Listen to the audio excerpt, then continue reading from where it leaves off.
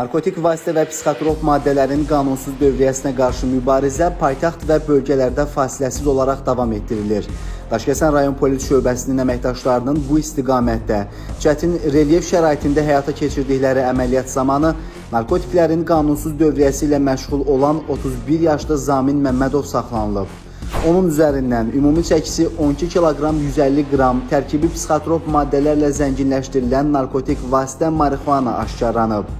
Araşdırma zamanı onun narkotik vasitələri maddi qazanc müqabilində əldə etdiyi müəyyən olunub. İran vətəndaşı tərəfindən sosial şəbəkədə tanış olmuşdum və WhatsApp-da mənə konum atdı, gəldim buradan götürdüm. Faktla bağlı cinayət işi başlanılıb. Zamin Məmmədov barəsində məhkəmənin qərarı ilə həbs qəti imkan tədbiri seçilib. Saxlanılan şəxsin daxil olduğu narkoşəbəkənin digər üzvlərinin də ifşa olunması istiqamətində tədbirlər davam etdirilir.